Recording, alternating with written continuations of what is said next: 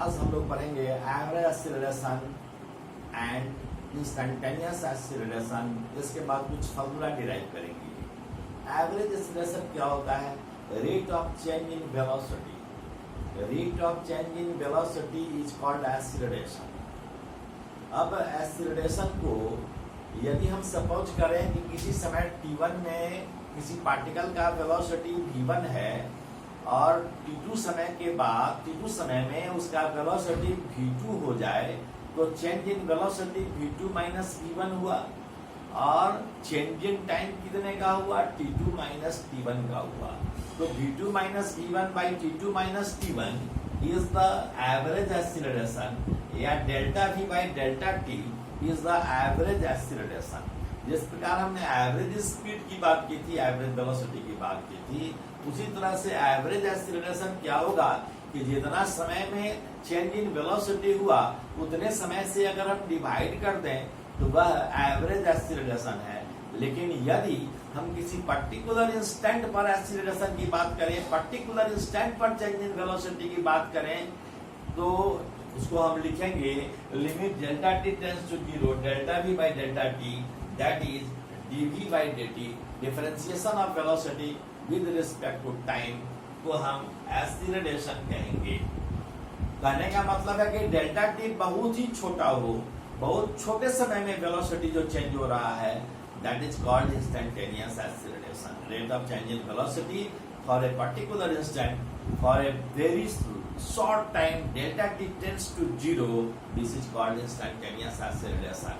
It is a vector quantity having unit meter per second square and dimension ld minus 1. इसका it is a vector quantity like a velocity. It is a vector quantity. It is a vector having unit meter per second and dimension l।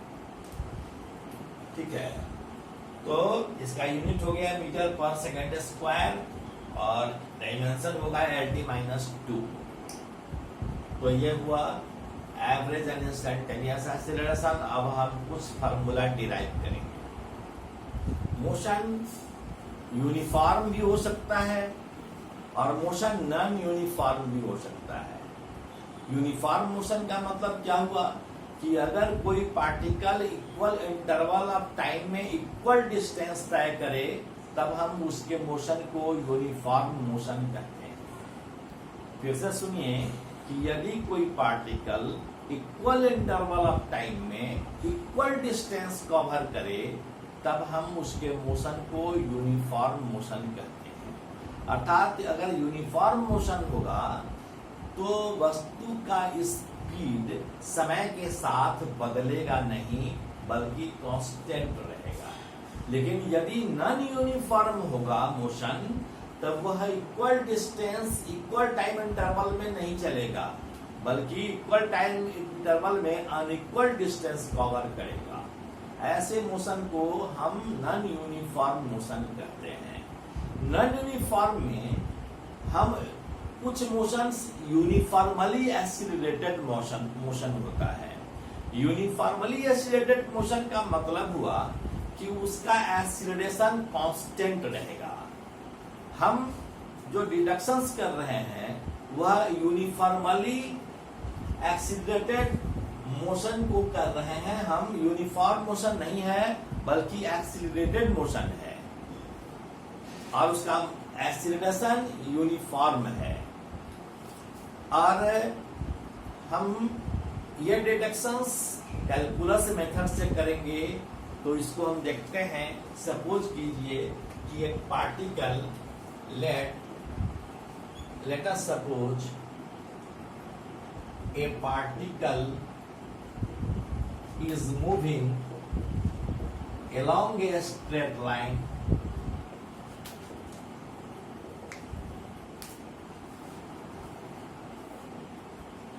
with uniform acceleration या constant acceleration a, या acceleration है a।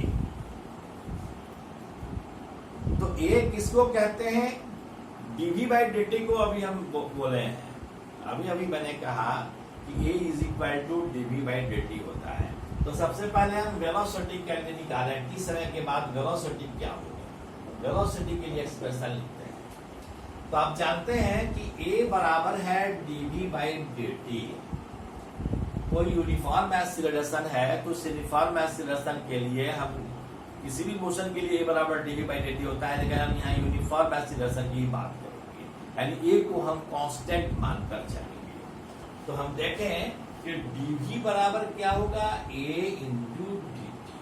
अब दोनों तरफ हम integrate करते हैं। मैंने इंटीग्रेशन बताया था, डिफरेंट इंटीग्रेशन भी और इनडिफरेंट इंटीग्रेशन भी। तो इंटीग्रेटिंग अगर हम दोनों तरफ इंटीग्रेट करें तो लिखेंगे dv बराबर है a dt। ये कांस्टेंट मानकर चल रहा है, अभी हमने बोला कि यूनिफॉर्म एक्सीलरेशन है, तो हम a को बाहर रखें। अब मान लीजिए कि यदि t बराबर 0 समय से चलना शुरू किया, उस समय उसका वेलोसिटी u था, इनिशियल वेलोसिटी u था। जब समय t पूरा हुआ, t समय के बाद उसका वेलोसिटी बदल गया और वेलोसिटी v हो गया। अब हम इसका इंटीग्रेशन करेंगे तो dv का इंटीग्रेशन क्या होगा, dv का इंटीग्रेशन होगा v, और हम लोअर लिमिट लिखेंगे u, upper limit small v। This is equal to a, और dt का इंटीग्रेशन t हो गया 0 से लेकर t तक। हमने बताया था कि जब इंटीग्रेशन करते हैं डिफरेंट इंटीग्रेशन, तो अपर लिमिट एक वैल्यू हम अपर लिमिट कर लेते हैं, माइनस करते हैं, लोअर लिमिट लेते हैं। यहाँ v वैरी कर रहा था तो हम v का अपर लिमिट लेते हैं, this is small v, minus अब इस v का लोअर लिमिट लेते हैं, this is small u। This is equal to a, t है अपर वैल्यू और 0 है लोअर वैल्यू, इसलिए v माइनस u को हम लिख सकते हैं बराबर है a into t। t minus 0 is t, so v is equal to u plus at। इस फार्मूला को ग्राफ के द्वारा भी बताया जा सकता है। अभी मैं ग्राफ के बारे में कुछ नहीं बता रहा हूँ, एक दो क्लास के बाद हम लोग ग्राफ बनाएंगे और हम ग्राफ को डिस्कस करेंगे। अभी हम केवल डेरिवेशंस बता रहे हैं और फिर इस डेरिवेशंस पर प्रॉब्लम भी करेंगे। अब सपोज कीजिए कि यूनिफॉर्म मोशन हो रहा है एक्स एक्सिस के अलॉन्ग, तो हम लिख सकते हैं कि v बराबर हम लिख सकते हैं वेलोसिटी v बराबर है dx बाई dt। हम लोग ds बाई dt लिखे थे, तो हम dx बाई dt लिख सकते हैं। So dx is equal to v into dt, और dx इज इक्वल टू अभी हमने पढ़ा था कि v is equal to u plus at, तो हम v के जगह पर लिखते हैं u plus at into dt। अब अलग अलग कर लेते हैं, dx बराबर है u dt plus at dt। अब हम इंटीग्रेट करेंगे, इंटीग्रेटिंग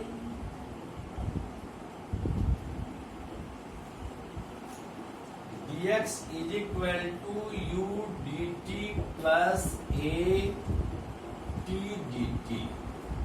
जब t 0 था उस समय x कोई डिस्टेंस कवर नहीं किया था पार्टिकल। मान लीजिए कि t समय के बाद वह पार्टिकल s डिस्टेंस तय किया, तब हम dx का इंटीग्रेशन क्या होगा, x होगा। 0 से लेकर s तक के लिए इंटीग्रेशन किए थे, लिमिट लिखे थे। u कांस्टेंट था इसलिए बाहर रखे थे, dt का इंटीग्रेशन हो जाएगा t 0 से लेकर t तक प्लस a, t dt का इंटीग्रेशन हो जाएगा t स्क्वायर बाई 2, तो लिखेंगे t स्क्वायर बाई 2 0 से लेकर t तक। अब हम क्या करेंगे, x का एक बार अपर लिमिट डालेंगे, माइनस s का लोअर लिमिट लिखेंगे। This is equal to u, t का एक upper value t minus t का lower value 0। This is equal to 2 को बाहर निकाल रहे हैं, हाफ ए प्लस है हाफ ए इंटू टी का एक बार अपर वैल्यू, टी स्क्वायर है तो इस टी के जगह पर अपर वैल्यू माइनस टी का लोअर वैल्यू 0 है, 0 का स्क्वायर, इसलिए s is equal to u t plus half a t square.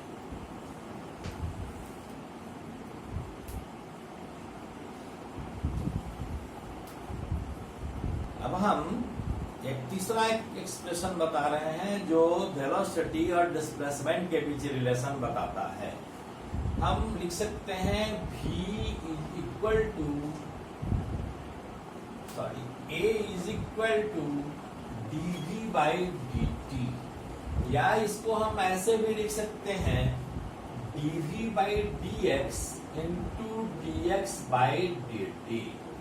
dx by dt को हम v लिखेंगे, so a is equal to v into dv by dx, so v dv बराबर है a dx, integrating v dv is equal to a constant है, a dx हमने लिखा। यहां तक तो समझ में आ रहा होगा। ये पहले v का डिफरेंशिएशन टाइम के रिस्पेक्ट में होता है रिलेशन, लेकिन हम क्या ऐसे भी लिख सकते हैं dv by dx into dx by dt। हम dy by du into du by dx लिखते थे ना, ठीक उसी तरह से dx बाई dt को हमने v लिखा, v into dv by dx, इसलिए v dv बराबर है a dx, a कांस्टेंट है, v dv का इंटीग्रेशन a बाहर में रखे, dx का इंटीग्रेशन। सपोज कीजिए कि जब x 0 था उस समय यह u वेलोसिटी से चलना शुरू किया था और s दूरी तय करने के बाद इसका वेलोसिटी बदलकर v हो गया, v dv है, इसका इंटीग्रेशन हो जाएगा v स्क्वायर बाई 2, और अपर लोअर लिमिट है u, अपर लिमिट है v, a dx का इंटीग्रेशन x, लोअर लिमिट है 0, अपर लिमिट है s। This is equal to half बाहर कर देते हैं, एक v का वैल्यू हम स्मॉल v डालेंगे, माइनस v का वैल्यू हम स्मॉल u डालेंगे। This is equal to a s minus 0, upper limit minus lower limit, ये 2 चला जाएगा इधर, तो हम लिखेंगे v square minus u square is equal to 2as, या v square is equal to u square plus 2as। इस फॉर्मूला को आप ध्यान रखें। Okay, thank you.